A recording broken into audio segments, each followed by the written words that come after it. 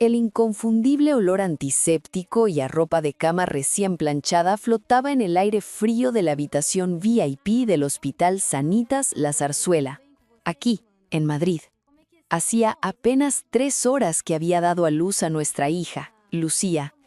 El efecto de la epidural aún no había desaparecido por completo, y el dolor punzante del desgarro acompañaba cada una de mis respiraciones, recordándome que seguía viva. Mateo estaba de pie, exactamente a 1 metro de distancia de los pies de mi cama. Llevaba su impecable traje de chaqueta a medida, con ambas manos hundidas profundamente en los bolsillos del pantalón. Su espalda estaba rígida, tensa como la cuerda de un violín, y ni siquiera un destello de su mirada se desvió hacia la cuna de metacrilato donde descansaba la niña que acababa de nacer. Cuando termine la cuarentena del posparto, a partir de mañana, serás ama de casa a tiempo completo. Su voz rompió el silencio de la habitación. Sonó como el viento helado de la Sierra de Guadarrama en pleno noviembre, sin un solo rastro de calidez. Deja ese trabajo, continuó con un tono implacable. Ese absurdo empleo de restauradora de cuadros antiguos en el museo apenas te da para vivir. La casa necesita a alguien que cocine y cuide de la niña. No confío en las niñeras. Un silencio sepulcral cayó sobre la habitación. Incluso la matrona, que estaba ajustando el suero en mi abrazo, detuvo sus manos abruptamente. Miró a este hombre elegante y encorbatado como si fuera un monstruo. Y es que, si lo pensabas fríamente, lo era. Durante los 260 días de mi embarazo, este brillante director de arquitectura, un hombre que ganaba cerca de 2 millones de euros al año, no había gastado ni un solo céntimo en mí.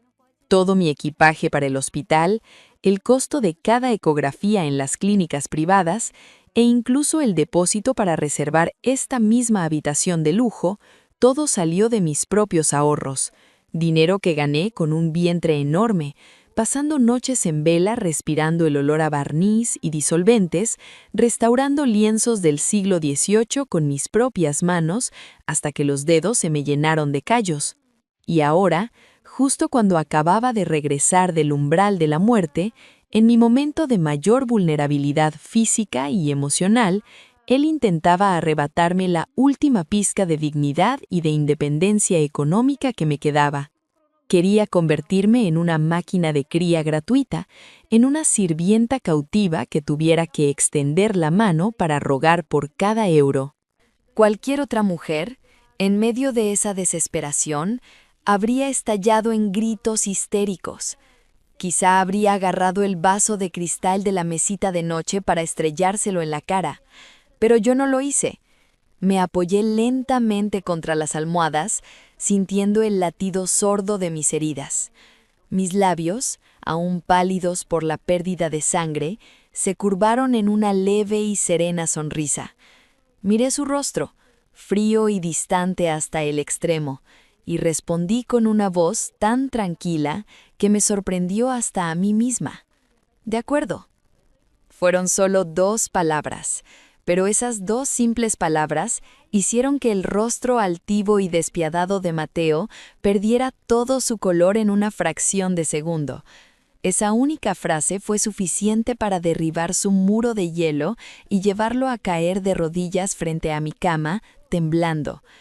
Pero para entender cómo llegamos a este oscuro abismo, a esta sala de hospital fría y llena de secretos inconfesables, tengo que retroceder en el tiempo, exactamente 260 días atrás, al día exacto en que el sol pareció apagarse para siempre sobre la Plaza Mayor de Madrid. Esta es mi historia, una historia que me enseñó que, a veces, el amor más inmenso se esconde detrás de la máscara más cruel. Antes de continuar con este viaje hacia el pasado, me encantaría saber quién me está acompañando hoy al otro lado. Déjame un comentario ahora mismo y dime, ¿desde qué hermosa ciudad del mundo estás escuchando mi voz? Para entender la inmensidad de la caída, primero debéis comprender desde qué altura nos precipitamos. Hubo un tiempo, no hace mucho, en el que Mateo era mi refugio absoluto. Aún recuerdo nuestros paseos dominicales por el Parque del Retiro.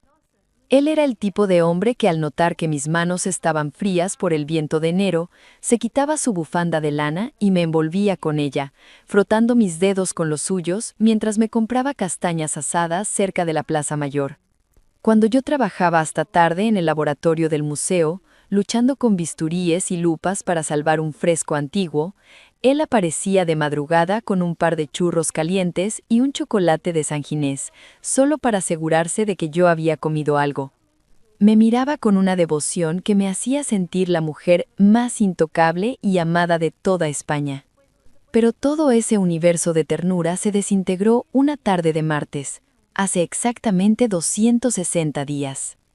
Estábamos en nuestro apartamento, un lujoso ático en el exclusivo barrio de Salamanca. La luz dorada del atardecer se filtraba por los inmensos ventanales, iluminando mis manos temblorosas. Sostenía un test de embarazo. 2 rayas rosas, nítidas e inconfundibles. Mi corazón latía desbocado de pura felicidad. Estaba esperando a que Mateo regresara. Ese día, él había ido a la Clínica Universidad de Navarra para hacerse un chequeo médico ejecutivo anual, una rutina obligatoria para los altos directivos de su firma de arquitectura. A las 7:30 de la tarde, escuché el giro de la llave en la cerradura. Corrí hacia el recibidor, descalza sobre el suelo de ocre, escondiendo el test de plástico detrás de mi espalda como si fuera el tesoro más grande del mundo. «Mateo», le dije, con la voz ahogada por la emoción, y puse la prueba frente a sus ojos. Nunca mientras viva olvidaré su reacción en ese instante. Yo esperaba que dejara caer su maletín de cuero. Esperaba que me levantara en brazos, que llorara de alegría, que besara mi vientre a un plano. Pero no hubo abrazos, no hubo sonrisas. Él llevaba en la mano una gruesa carpeta blanca con los resultados de sus exámenes médicos. Al ver las 2 rayas rosas, su cuerpo entero se paralizó. Vi cómo la sangre abandonaba su rostro hasta dejarlo del color de la ceniza. Sus ojos, habitualmente llenos de luz, se oscurecieron de golpe. Me miró, pero no con la mirada de un futuro padre, sino con la mirada de un hombre que acaba de escuchar su propia sentencia de muerte. Había en sus pupilas un terror absoluto, una desolación tan profunda y salvaje que me cortó la respiración. «Mateo, ¿qué pasa? ¿No te alegras?», le pregunté, sintiendo que el nudo en mi garganta se endurecía. Él no respondió. Tragó saliva con dificultad, desvió la mirada y, sin decir una sola palabra, me pasó por un lado chocando su hombro con el mío. Se encerró en su despacho y echó la llave. Esa misma noche, el Mateo que yo conocía murió. Fue reemplazado por un extraño calculador, frío y despiadado. Cuando finalmente salió de su despacho, ya era de madrugada. Se paró en el marco de la puerta del dormitorio y, sin mirarme a los ojos, soltó su primer golpe. «Tengo que hacerme cargo de un proyecto de urbanización a gran escala en Barcelona. Es un proyecto cerrado, me exigirá viajes constantes y dedicación exclusiva». Hizo una pausa, y su voz sonó metálica. La boda que íbamos a celebrar el mes que viene en la Catedral de la Almudena queda pospuesta indefinidamente. Sentí como si me hubieran arrojado un balde de agua helada en pleno rostro. Teníamos la iglesia reservada desde hacía un año, el vestido blanco colgado en el armario, las invitaciones enviadas. «¿Pospuesta? Pero Mateo, estoy embarazada», supliqué, sin entender nada. «Precisamente por eso. No tengo tiempo para tonterías románticas ahora», respondió, dándome la espalda para meterse en la cama. Desde ese maldito día comenzó lo que yo llamo el asfixiante bloqueo económico. Una semana después, bajé al supermercado de El Corte Inglés para comprar algunas cosas para la casa. Cuando fui a pagar con la tarjeta de crédito conjunta que teníamos en el Banco Santander, el terminal pitó en rojo. Operación denegada. Llamé al banco, muerta de vergüenza, en la caja, y la operadora me informó que el titular principal había cambiado todas las contraseñas y restringido los accesos de las tarjetas secundarias. Al llegar a casa, le pedí explicaciones. Él, sirviéndose un vaso de whisky, me miró con desdén. El mercado inmobiliario está inestable. He bloqueado el dinero en fondos de inversión a plazo fijo. Mintió. Tú siempre presumes de ser una restauradora independiente. Pues págate tus cosas. Aprende a administrarte. Yo me quedé allí, de pie en la cocina, con mi incipiente barriga de embarazada, sintiendo que el suelo se abría bajo mis pies. No era solo la crueldad de sus palabras, era la mirada gélida, el desprecio, la forma sistemática en la que comenzó a aislarme y a hacerme sentir que nuestro bebé y yo éramos una carga asquerosa para él. Así comenzó mi embarazo, sin un beso de buenas noches, sin una mano en el vientre para sentir las primeras patadas, y con la certeza de que el hombre que amaba se había convertido en mi peor verdugo. Pero lo que yo no sabía, lo que ni siquiera podía imaginar en mis peores pesadillas, era el abismo de sufrimiento físico que él estaba ocultando detrás de esa puerta cerrada. El primer trimestre del embarazo fue un auténtico infierno terrenal. Las náuseas matutinas no eran matutinas, eran una tortura constante de 24 horas. No retenía ni el agua, y llegué a vomitar bilis hasta sentir que mi garganta estaba en carne viva. Una noche, cerca de las 2 de la madrugada, un antojo irracional y desesperado se apoderó de mí. Solo podía pensar en uvas blancas frías y sobre todo en jamón ibérico de bellota.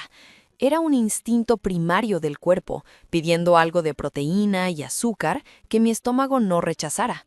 Con los ojos enrojecidos, sacudí el hombro de Mateo, que dormía dándome la espalda en el borde de la cama, lo más lejos posible de mí. Se giró lentamente. A la luz de la calle que entraba por la persiana, sus ojos me miraron como si yo fuera un intruso molesto. «Mateo, lo siento mucho», susurré, sintiéndome patética. «¿Podrías pedir por alguna aplicación un poco de jamón y algo de fruta? No he comido en todo el día y me siento mareada». Él bufó con fastidio, tirando bruscamente de las sábanas. «¿60 € por un plato de jamón a las 2 de la mañana? ¿Te crees que cago dinero, Elena?», gruñó con una voz cargada de veneno. «Tus proyectos de restauración están estancados porque ahora eres una mujer preñada e inútil. No aportas €1 a esta casa y pretendes tener caprichos de reina. Bebe un poco de agua y vuelve a dormir». Mi corazón se encogió como si lo hubieran sumergido en hielo. Este era el director de diseño que acababa de cobrar un bono anual de €500,000, el hombre que conducía un Audi Q8, haciéndome sentir miserable y mendigando por 60 tristes euros de comida para alimentar al bebé que crecía en mi interior. Esa noche no lloré. El desprecio seca las lágrimas más rápido que el viento. Al día siguiente tomé el metro hasta el centro de Madrid y acepté un contrato privado del obispado para restaurar unos manuscritos eclesiásticos del siglo XVII que habían sufrido daños por humedad. Era un trabajo minucioso, estresante y mal pagado, pero necesitaba el dinero para mis ecografías privadas, ya que él se había negado a incluirme en su seguro médico premium. Me sentaba durante 8 horas seguidas con mi enorme barriga apretada contra la mesa de luz, limpiando el moho de los pergaminos con hisopos microscópicos. Pero a medida que avanzaba mi embarazo, empecé a notar cosas sumamente extrañas en el comportamiento de Mateo. Su crueldad venía acompañada de ataques de ira repentinos y una inexplicable torpeza que no encajaba con el hombre perfeccionista que yo conocía. Una mañana me levanté pesadamente para prepararme un té. Él estaba en la cocina. Fui a alcanzar una taza y él, en un supuesto gesto de cortesía, intentó pasármela, pero la taza nunca llegó a mis manos. Cayó al suelo de mármol con un estruendo ensordecedor, estallando en 1000 pedazos de porcelana. Antes de que yo pudiera reaccionar, Mateo estalló en furia. «Joder, Elena, eres inútil hasta para coger una taza», gritó, con el rostro enrojecido. «Lo dejas todo en el borde. ¿Querías quemarme las manos con agua hirviendo?». Yo retrocedí, temblando, mirando los cristales rotos. Estaba tan absorta en mi propio dolor y en la humillación que no me di cuenta de un detalle crucial. No vi que en ese preciso instante la mano derecha de Mateo, la que había dejado caer la taza, estaba oculta detrás de su muslo, sufriendo un espasmo incontrolable y violento. Había otros detalles. Mateo empezó a encerrarse en su despacho casi todas las noches. A veces, a las 3 o 4 de la madrugada, yo me despertaba con un calambre en los gemelos, retorciéndome de dolor en la cama sola, y escuchaba el zumbido ahogado de su trituradora de papel trabajando sin descanso. Cuando salía del despacho por la mañana, su aspecto era demacrado, pero lo que más me llamaba la atención era su reloj. Tenía la costumbre de ajustarse la correa de cuero de su Rolex en la muñeca derecha de una forma casi demencial. Lo apretaba tan fuerte que la piel de su muñeca estaba permanentemente marcada con una profunda línea roja, casi magullada. Y luego estaba el olor. El lujoso aroma de su perfume habitual había sido reemplazado por un olor fuerte, penetrante y medicinal. Era pomada de árnica, un antiinflamatorio muscular muy fuerte. Cuando le pregunté, con frialdad, a qué se debía ese olor, él ni siquiera levantó la vista de su portátil. Estoy levantando pesas en el gimnasio para liberar el estrés de tener que aguantarte. Me he desgarrado un músculo del hombro. Solté una risa amarga y salí de la habitación. Un hombre que se niega a pagar los gastos médicos de su mujer embarazada para que no aborte espontáneamente, sí que tiene tiempo y energía para ir a levantar pesas al gimnasio. En ese momento, juré por mi vida que en cuanto diera a luz y terminara mi recuperación, cogería a mi bebé, mis herramientas de restauración y desaparecería de su vida para siempre. Estaba convencida de que su actitud era la de un narcisista miserable que nos consideraba un estorbo para su libertad. Pero la verdad, la espantosa, oscura y sangrienta verdad, estaba a punto de revelarse a través del objeto más insospechado de la casa. El punto de ruptura definitivo, el que hizo estallar todo en pedazos, ocurrió una semana antes de dar a luz. Era un jueves gris en Madrid. Mateo llegó del trabajo y sin decir ni hola, dejó una caja sobre la isla de la cocina. Era un monitor inteligente para bebés de última generación, de una marca carísima. En silencio, arrastró una silla, se subió a ella con cierta torpeza que en el momento achaqué al cansancio, y lo instaló en una esquina del techo del dormitorio principal.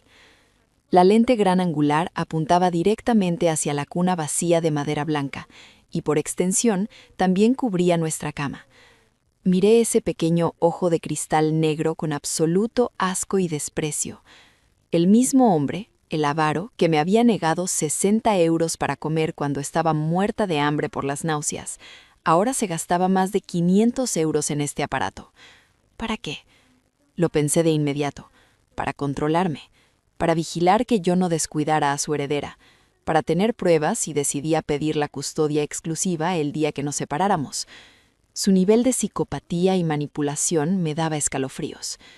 Sin embargo, pasaron los días y algo sumamente extraño empezó a llamar mi atención. Mi profesión como restauradora de arte me ha entrenado para ver lo que otros pasan por alto. Mis ojos están acostumbrados a detectar una pincelada falsa en un óleo del siglo de oro o una grieta microscópica en el barniz. Ese ojo clínico se enfocó involuntariamente en la cámara. Según el manual que encontré tirado en la basura, ese monitor enviaba las imágenes en tiempo real a una aplicación móvil mediante Wi-Fi. Para que eso ocurriera, un pequeño indicador LED verde en la parte frontal debía estar encendido. Pero ese indicador verde nunca se encendió, ni de día ni de noche. La cámara no estaba conectada a la red de Internet de la casa. Si no está transmitiendo imágenes a su móvil, ¿qué sentido tiene haberla instalado?, me pregunté una mañana mientras bebía un vaso de leche fría. Impulsada por una mezcla de paranoia y una curiosidad casi obsesiva, aproveché que Mateo se había marchado a la oficina de su firma de arquitectura en el Paseo de la Castellana. Acerqué una pequeña escalera de aluminio. Me subí con mucha dificultad debido al enorme peso de mi vientre de casi 9 meses y descolgué la cámara de su soporte magnético. Me senté en el sofá de la sala de estar, con el dispositivo en mis manos. Lo revisé centímetro a centímetro. Al darle la vuelta, oculto bajo una pestaña de goma gris, encontré algo que hizo que mi corazón diera un vuelco. Era una ranura para una tarjeta de memoria física, una pequeña micro SD. Pero lo verdaderamente alarmante no era la tarjeta en sí, sino el plástico que rodeaba la ranura. Estaba lleno de minúsculos rasguños metálicos. marcas recientes. Cualquiera que no tuviera mi formación no lo habría notado, pero para mí era evidente. Alguien, con las manos muy temblorosas y una torpeza extrema, había estado sacando y metiendo esa diminuta tarjeta de memoria, todos los días. Mi pulso comenzó a acelerarse, las palmas de mis manos sudaban frías.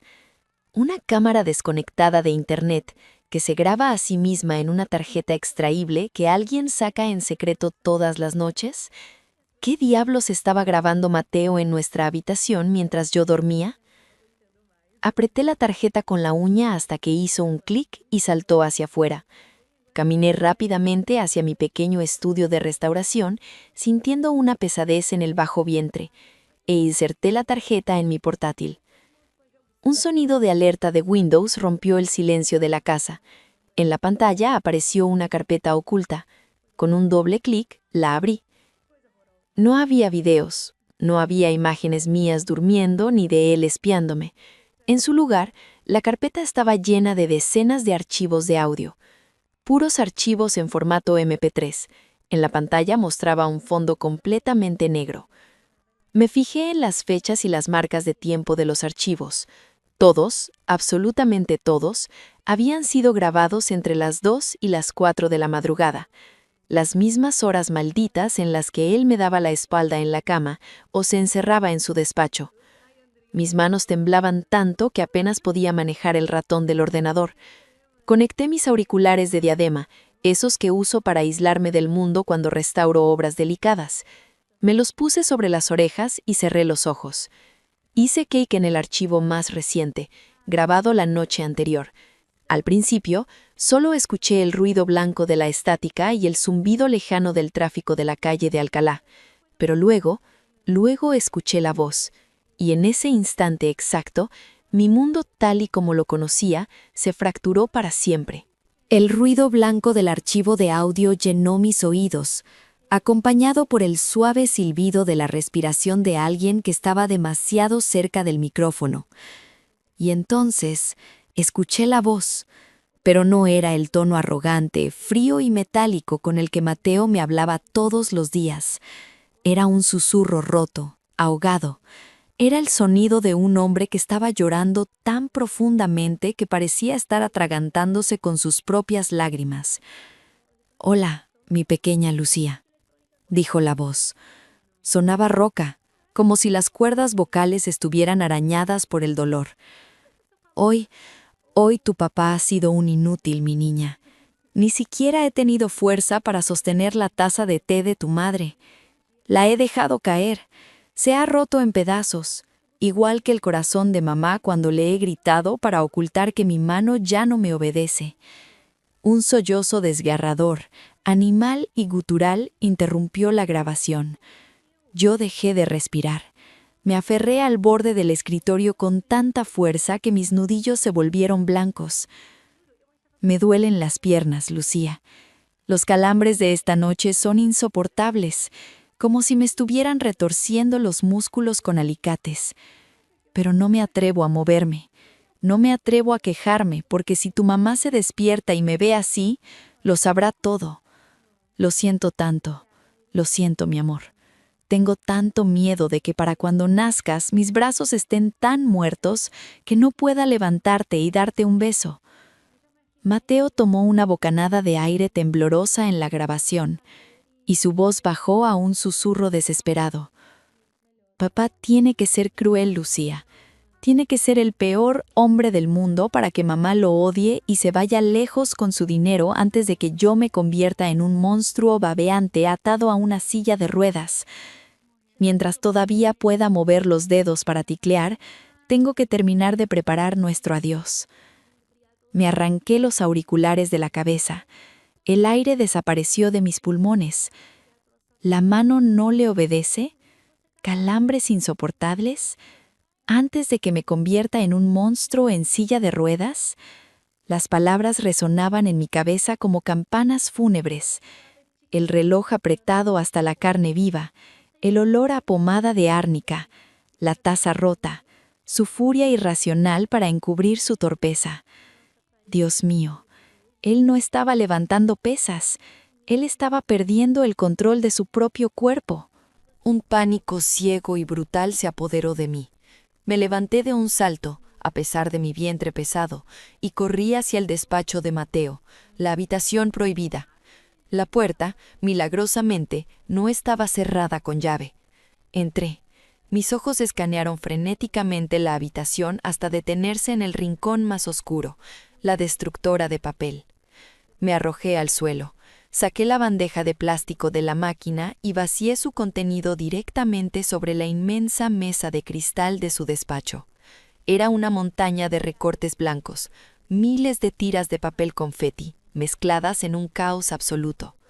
Para cualquier persona normal, reconstruir eso sería una tarea imposible, pero yo no era una persona normal. Soy una restauradora de arte del Museo del Prado. He pasado mi vida uniendo fragmentos de papiros quemados y pergaminos destrozados por los siglos. Traje mi lámpara de luz rasante, mis pinzas de precisión, los botes de cola metilcelulosa libre de ácidos y placas de vidrio de mi taller. Con mis 9 meses de embarazo, el dolor en la zona lumbar era como si me estuvieran clavando cuchillos calientes en la espalda, pero no me detuve.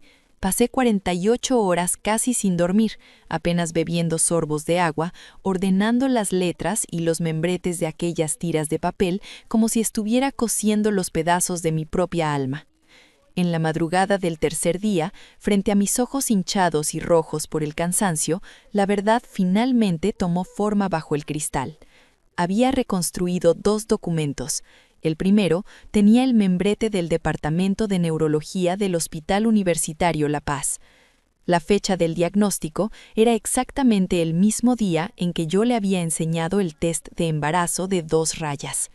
El diagnóstico final estaba escrito en negrita: esclerosis lateral amiotrófica.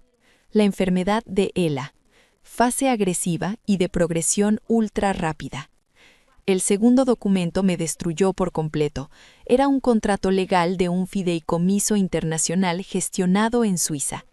Mateo había liquidado todas sus acciones en la empresa, había vaciado sus cuentas bancarias e incluso había hipotecado en secreto el piso de sus padres fallecidos. El capital total, 20 millones de euros. Beneficiarias únicas, irrevocables e inmodificables: Elena y su hija Lucía. Pero lo que rompió mi corazón en 1000 pedazos fue la cláusula final de ejecución del contrato. El dinero solo se liberaría a mi favor bajo una condición estricta: la separación legal absoluta y demostrable entre los progenitores, asumiendo la madre la custodia total de la menor por diferencias irreconciliables. Las lágrimas cayeron sobre el cristal que protegía los papeles. Lo entendí todo. Mateo, a los 15 años, había visto a su padre sufrir una parálisis total durante 5 años. Había visto cómo esa enfermedad convertía a su madre en una cuidadora demacrada, deprimida y destruida. Él había jurado que nunca le haría eso a la mujer que amaba. No era un miserable, no era un avaro.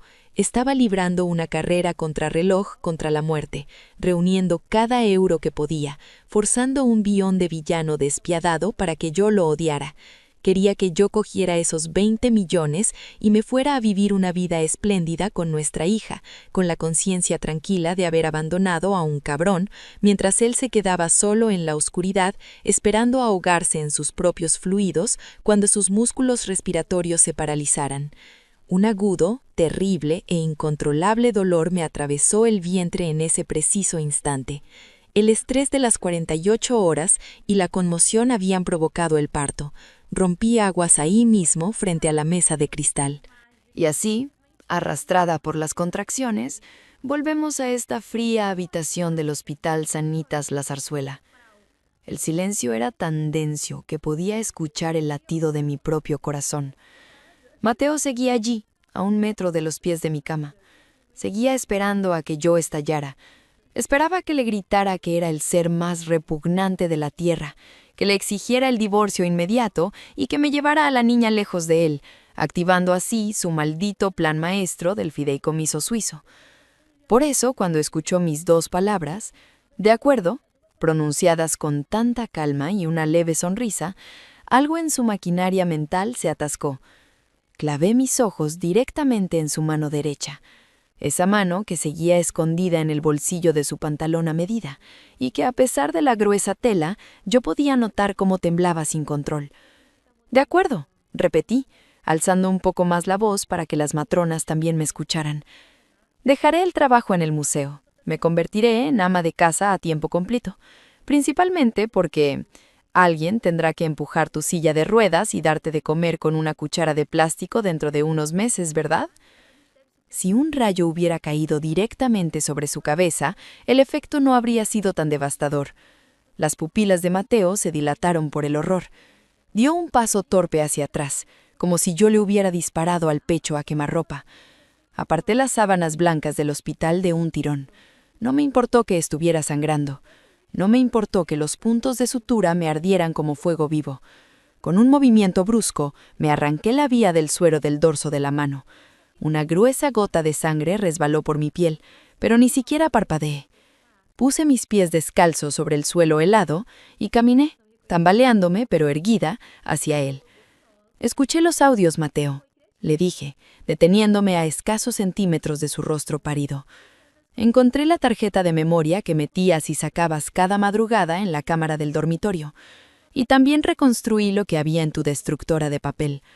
Junté y pegué una por una las piezas de tu informe neurológico del Hospital La Paz y tu estúpido contrato de 20 millones de euros. Él intentó hablar, pero su mandíbula temblaba. Sus ojos, que habían sido 2 pozos de hielo durante 9 meses, se llenaron instantáneamente de lágrimas ardientes. Esclerosis lateral amiotrófica, ELA. Dije las siglas con la firmeza de quien lee un veredicto. ¿De verdad creíste que podías disfrazarte del peor cabrón de Madrid para ahuyentarme? ¿Creíste que me tragaría el cuento y te dejaría morir solo y a oscuras, pudriéndote en tu propia dignidad herida? Al escucharme pronunciar el nombre de la enfermedad, la máscara de hierro que Mateo había llevado durante 260 días se hizo polvo. El orgulloso arquitecto, el ejecutivo implacable de 1,85 m, perdió toda la fuerza en las rodillas. Se desplomó frente a mí, cayendo de hinojos sobre el suelo del hospital. Se tapó la cara con ambas manos y de su garganta escapó un aullido primitivo, el llanto de un niño pequeño y asustado que ha perdido el mundo entero. «Por favor, Elena, te lo ruego», sollozaba, con la frente apoyada en las baldosas. Vi lo que le pasó a mi padre. Vi cómo sus músculos se consumían hasta quedar como un esqueleto. Vi a mi madre enfermar de depresión, lavándole la orina y las heces durante 5 años. Yo voy a ser un monstruo, Elena. No podré hablarte, no podré acariciarte. Seré un bloque de carne inútil. Coge el dinero y vete. Huye de mí, por lo que más quieras. Salva a nuestra hija de ver esta miseria. Me arrodillé frente a él, ignorando por completo mi propio dolor postparto. Agarré sus muñecas y aparté las manos de su rostro empapado de lágrimas. Miré esa cicatriz roja y profunda que el reloj había dejado en su piel. «¿Cómo te atreves, Mateo?», le susurré, acercando mi frente a la suya. «¿Cómo te atreves a decidir por mí? El matrimonio y el amor no son solo para pasear por el retiro los domingos cuando brilla el sol. Si tú eres un bloque de carne atado a una cama, serás mi bloque de carne aislado. Si no puedes abrazarme, yo te abrazaré por los dos. Si no puedes hablar, yo seré tu voz». Entrelacé mis dedos con los suyos. Su mano derecha temblaba por los espasmos de Lela, pero yo le apreté tan fuerte que hice que se detuviera. «No me voy a ir a ninguna parte. Vamos a usar ese dinero para encontrar a los mejores médicos del mundo, y vas a vivir lo suficiente para que Lucía recuerde cómo suena la risa de su padre. ¿Me oyes? No te atrevas a rendirte ahora porque yo no me rindo». Mateo me miró a los ojos, y por primera vez en 9 meses, el terror desapareció de su mirada, dejando paso a una rendición absoluta. Me rodeó la cintura con los brazos, apoyó su rostro en mi pecho y lloró, empapando la bata del hospital. En ese mismo instante, desde la cuna de metacrílico, Lucía dejó escapar su primer llanto en la habitación, como si estuviera respondiendo al abrazo de sus padres. El camino que tenemos por delante es un oscuro y aterrador precipicio. La enfermedad es implacable, Pero esta tarde, mientras miro el sol poniéndose sobre los tejados de Madrid, sé una sola cosa. Mientras yo siga aferrada a su mano, él nunca caerá solo al vacío. Y eso, para nosotros, ya es suficiente. Amigos, espero que la historia de hoy haya tocado alguna fibra en sus corazones. A veces juzgamos las acciones de los demás sin saber el infierno silente que están atravesando. Si esta historia te hizo sentir algo especial, por favor, regálame un me gusta y deja un comentario. Tus palabras son el motor que me impulsa a seguir buscando historias que curan el alma. Suscríbete al canal, activa la campanita y nos escuchamos en la próxima historia. Un abrazo enorme y mucha luz para ti. Muchas gracias a todos los oyentes por acompañarnos en esta historia del canal Su Corazón Oculto. Si este relato ha tocado tu corazón, no olvides darle like y suscribirte para ayudarnos a seguir creando y compartiendo nuevas historias. También te invitamos a dejar tu comentario contándonos qué piensas sobre este caso y desde qué ciudad o país nos estás escuchando. Nos encantará leerte y sentirte cerca.